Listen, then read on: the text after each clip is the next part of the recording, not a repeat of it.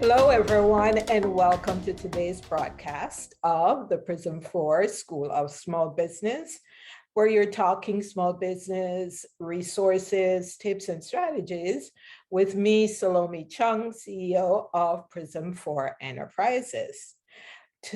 Please, when you tune into us every week, we hope to impart valuable information for everyone who's either thinking of starting a business or already in business.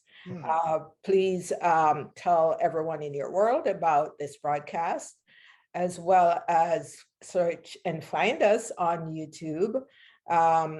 Subscribe to the channel. What do they say? Share our videos. Because the more you do that, the more everyone out there can be privy to the information that we give here. Today, we are talking to or having a conversation about funding for small business, particularly entrepreneurs. If you're an entrepreneur, you know that getting funding is one of the biggest hurdles.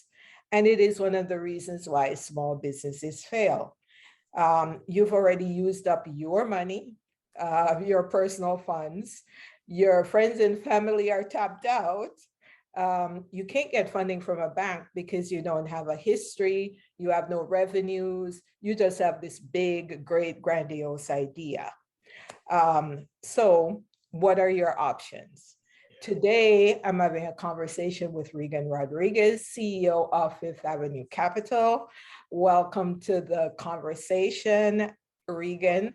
Yes, please welcome. Introduce yourself to our audience and tell them how you can help an entrepreneur who is flat out of options and needs somebody who is open to their big, fantastic, grandiose idea. Yeah, well, thank you, Salome, for having me on. As you mentioned, my name is Reagan Rodriguez. I'm with Fifth Avenue Capital. And I liked your question. Your question was, what would you say to that person that has this grandiose idea? I'm assuming it fits under the category that I look into, meaning at least at 10 million. And you're probably referring to the ones that are wanting 100 million or more, yet they don't own land, they don't have any assets, and they don't know how to move from this big step that or this big vision they've got from where they're at today. Is that, I just want to make sure, is that kind of the question you were asking? Yeah, absolutely. Entrepreneurs, by definition, have great ideas, and some of them are life-changing, but most of them never get to the market. We never get the benefit of these grandiose, awesome, earth-changing ideas because there's no money to get it from, I have an idea, to getting to the market, to the customer. It could be something that changes the world, that has a big impact in health, development. But we never know because they don't have the money to fund it. Yeah. So someone says, Reagan, I'm out of ideas. Someone referred me to you. How can you help me? Sure. First, let's begin with the business plan. I'm going to want to see either the business plan or an executive summary. Of course, it is somewhat surprising to me when somebody wants millions of dollars, yet they really don't have a business plan put together. I do work with a lot of people, as you know, that they do have a business plan, but it's maybe not in the right category, or it's not going to get attention to the investors I talk to. So I am going to recommend that person maybe tweak their business plan a little bit. And as you know, you've referred two people to me that maybe didn't have the best business plan put together. And they said, I'll tell you what, Reagan, I'm okay with your firm. We're going to hire you guys to help put together a business plan. And then it was just the other day, you also referred me to I'm referring to Amanda, who's a CPA. And even she said, although I know numbers really well, and she's got this good size accounting practice. She said the wording and how to word it, I'd rather just use the people you use. So I think the best way to answer that question is, let's begin with a business plan. Okay, well, that makes sense. It's often challenging to get that big idea and everything that surrounds it on paper. So once you've got that accomplished, what can they then expect? Yeah, they can expect conflict to take place along the way. And I'm kind of joking, kind of not. Isn't Yeah, it interesting? define what you mean by conflict. Have you ever noticed in your life, whenever you make a decision to do something, and I'm mostly thinking about when you're thinking about stepping outside of your comfort zone, which by the way is hard for me. I'm so set in my ways, and so let's assume you do decide to step out of your comfort zone. I don't know why the world works this way, but for some reason, whenever you want to accomplish something, it seems like there are certain roadblocks along the way. And maybe that's the way the world and the way God set things up for us to maybe have strength in a certain area where that muscle might be weak. What do I mean by that? Yeah, and your point is well taken, because I have, in my line of work, which is coaching small business, I hear that every day. It's the roadblocks, and you have to have the strength and the presence of mind to hang in there when when the roadblocks start. They're going to appear out of nowhere. But of course, getting the money they need is one of those. So you've given them some confidence now in their business plan. Now you're kind of trying to get the roadblocks out of their way. So what could they expect, Reagan? Let's say, they're wanting to build a massive entertainment complex. And they come to you and they say, Reagan, this is what I have. We have a business plan now. We've talked about a lot of the logistics and how things are going to fall into place. When can I break ground? How long is that going to take? Yeah. It's interesting you brought that up. And I don't know if you did, because I had shared with you about an indoor water project that I'm working on. And so that is a large project. It is in the 100 millions. And so you're asking, what's the next step, right? The next step is obviously for me to talk to a few key investors of mine, for me to present this with the foundation, as well as the Yield Co. that I am a co-advisor to.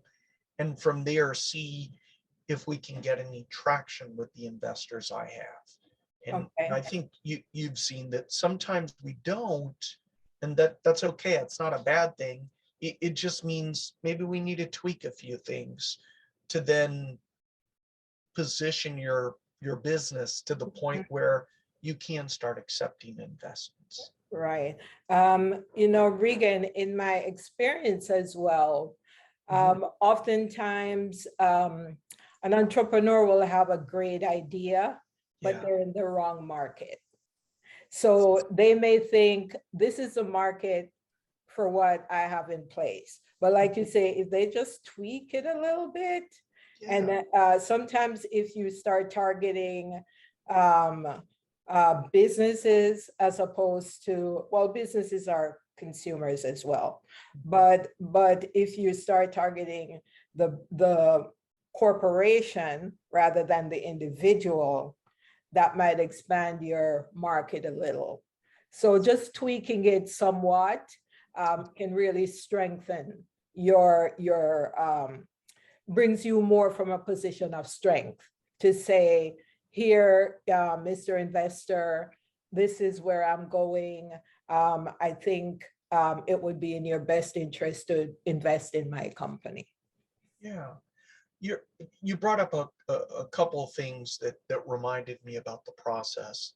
Number one, you brought up that strength part, right? And as I mentioned before, you're going to have conflict that's going to happen. That just happens when you think about movies. And you asked me when we first got on how I enjoyed my weekend, and that's that's how boring my wife and I are. We watch movies on the weekend, right? To relax. I think most people in life, they rest, or I'm sorry, they work so that they can rest, right? Yeah. Well, we rest so that we can work. And what I love about movies is they have one thing in common. It's a character that wants something, and then they overcome conflict to get it.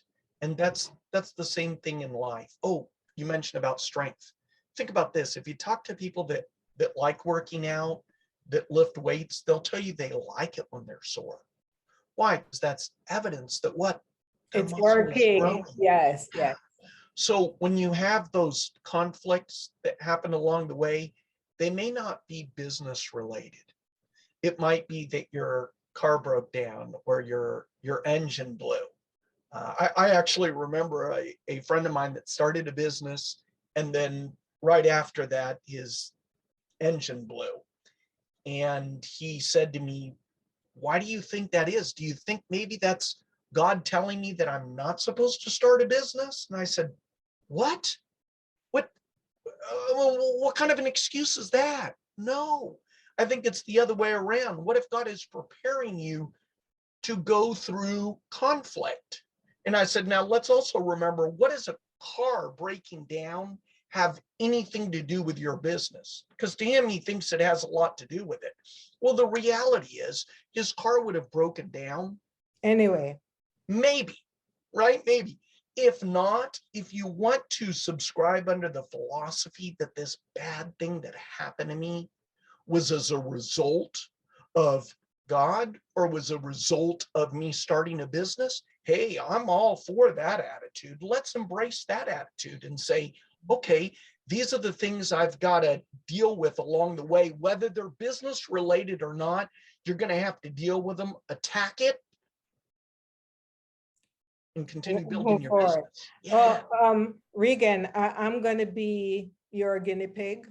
So I'm the one that came to you. I'm like, I have this awesome idea. Nobody will lend me any money. Um, you're my last resort. Uh-huh. Okay, we've now done this massive, robust, amazing business plan. You've put it out to the investors. Um, Now we're ready to move forward without giving away too many trade secrets. Sure. Once you've secured the funding Mm-hmm. for someone, what does going forward look like? Let's say you say, Salome, I've secured 5 million for you. I know you wanted 10, but I secured 5 million for you. What does my next step look like? Am I breaking ground, getting the basics in place, setting up a team, which incidentally I should already have in place if I'm looking for money. If you're looking That's for right. money, guys, already have an idea of who your team is going to be.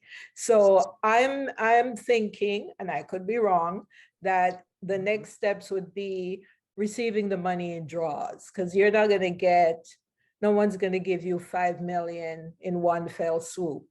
You're going to need some accountability after each stage of as the project goes along.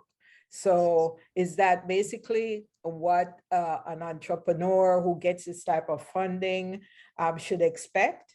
Or is there something else they should be preparing for?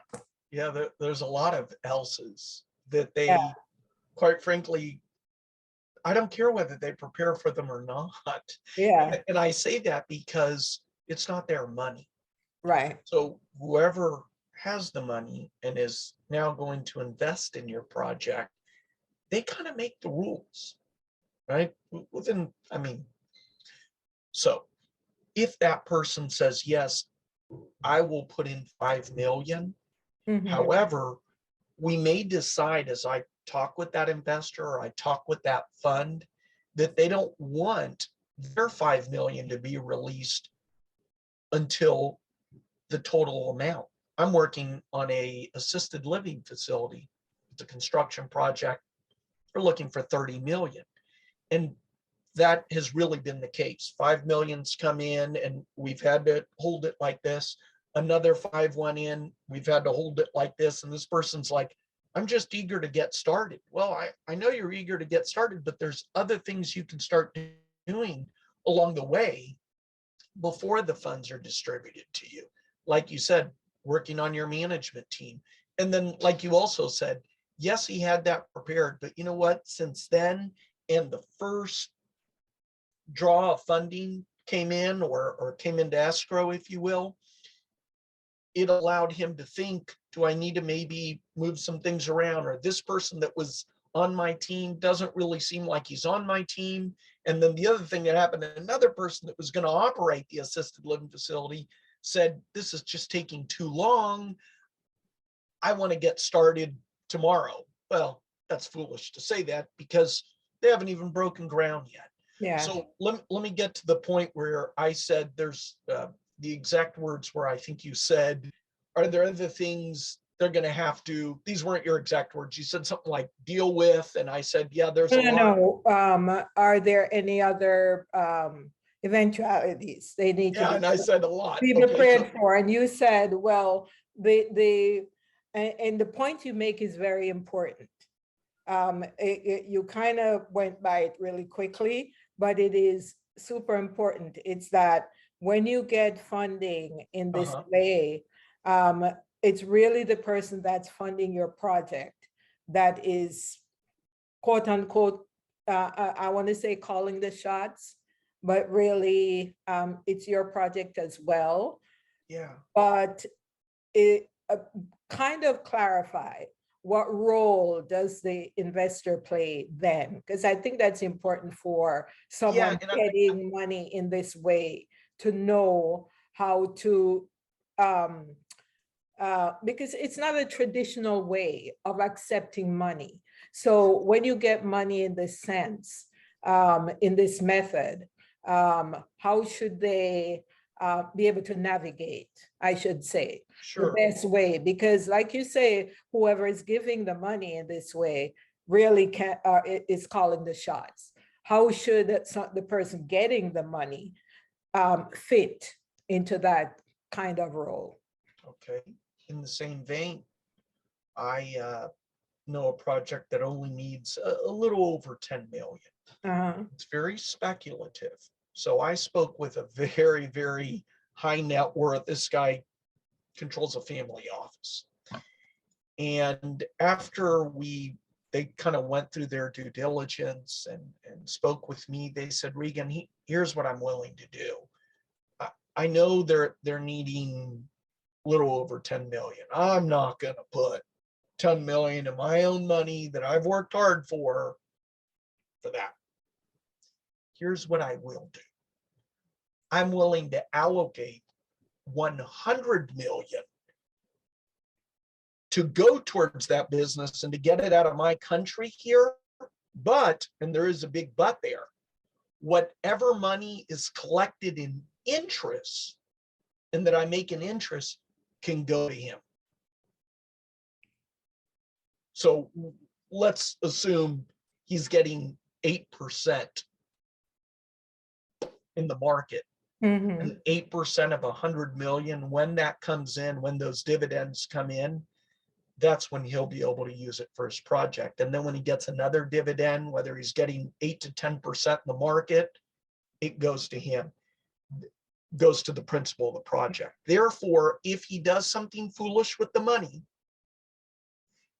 and then we find out about it, then the next year when the dividends come in, he doesn't get we don't continue to fund his project. Yeah, that's a really, really interesting and innovative concept, because when you strip it down, the investor really isn't investing any money, but he's able to use what money he has to generate the funds for to support this project. Yeah, and think about this, even if it was a technology, Amazing. yeah, and think about this, what if it was a technology that, again, in my opinion, very speculative, it's a new invention, I mean, we're talking speculative to the extreme here. Mhm.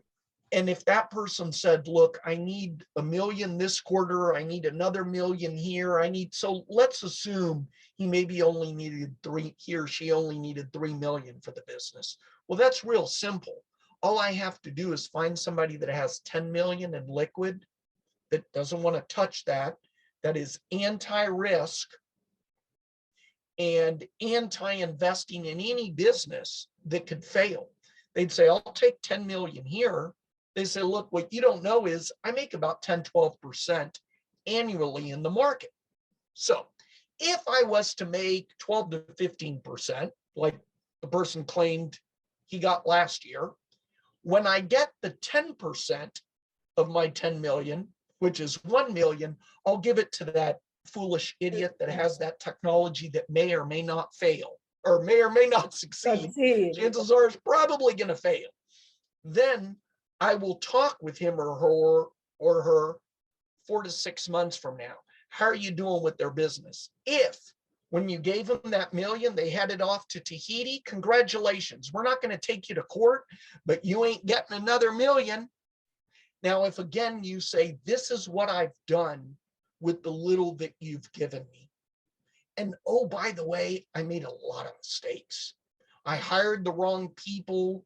I blew the money here. And as a result, I'm embarrassed to admit, I haven't really been the best steward of the million.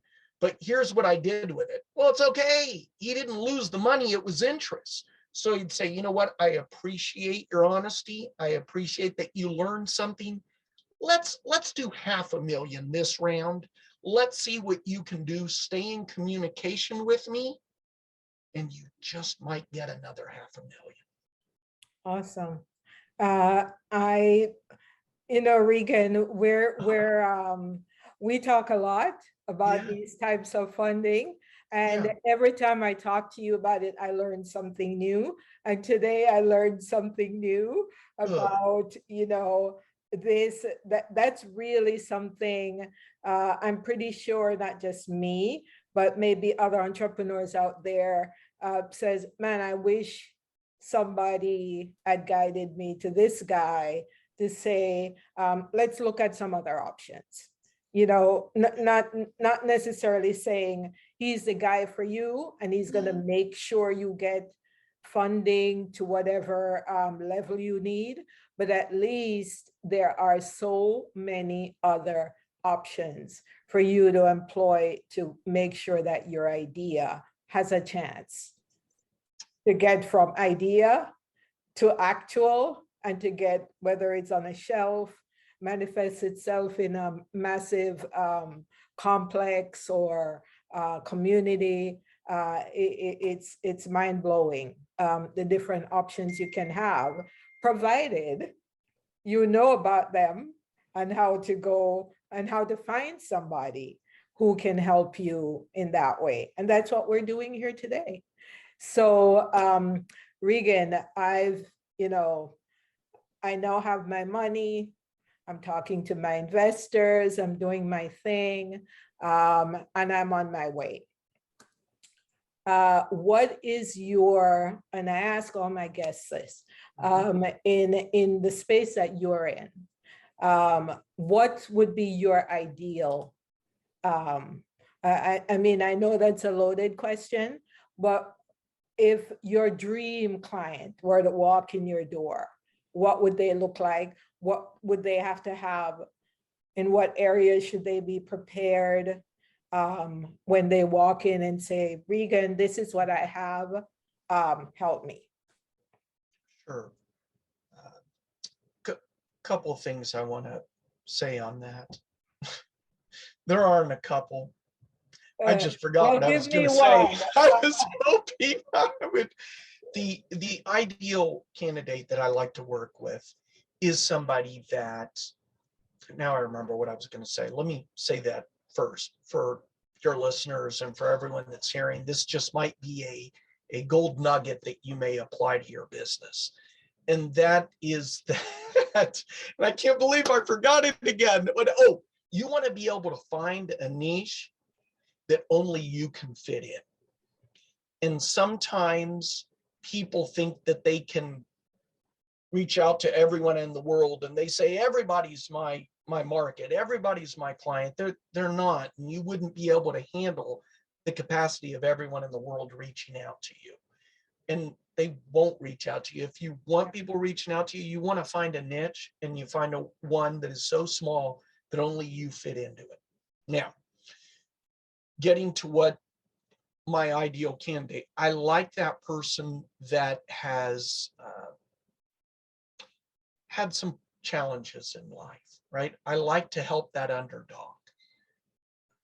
If someone comes to me and they say, gosh, you remember this, I don't think it was a project that you sent me, but I think I sent it to you. And I said, look, just look at this business plan. Look at the arrogance of this. And the person said, I am the best at this. I am this. And then with his team of people, he said, I think you might remember this, that the person said, I am an attorney at the 9th largest or most prestigious law firm in the United States. Whatever that means. What does prestigious mean? And what is 9th largest? I said, wow, man, I don't think you need me. Go find somebody else if you really think that you have all the answers. So to answer the question, I want someone that is humble and willing to listen. And if they, yeah, so exactly, yeah, that they're coachable. I think that's the answer. Someone who is from the school of hard knocks, and it's an entrepreneur that has been working his fingers to the bone to make sure that his idea gets out there. He's not having much success, but he stumbles upon you. He's going to tell you what he's been through and how much money he's maybe lost, yeah, or invested unwisely. And now here you are, and he's someone who is completely open to new and unconventional ideas, and he's going to be the guy who's coachable. And if you know anything about sports, some of the most successful coach will tell you that guy was coachable. So Reagan, please tell our listeners if they want to find you, ask you questions, how can they reach you? I know you're on, your website is Fifth Avenue Capital, but that's the name of the business, but no. Well, I was mistaken. You're the CEO of Fifth Avenue Capital, but how can our listeners reach you? Sure. Probably the best is through LinkedIn. You mentioned the website. It's tough for people it's the number 5 and then TH after it. So every time I say that, but they can just go search Reagan Rodriguez on LinkedIn then. That's right. Okay, awesome. So Reagan, thank you so much for being here today. Quite welcome. We learned a lot. And to our listeners, thank you for tuning in. Please, once again, share the broadcast with everyone in your world. Subscribe to our YouTube channel, like this video, subscribe to the channel so that everyone else out there can have access to the awesome information. And those entrepreneurs out there who are struggling and searching can find what they need. Please watch our videos every Wednesday, 7 p.m. Eastern. And until we meet again, thank you for tuning in and have an awesome week.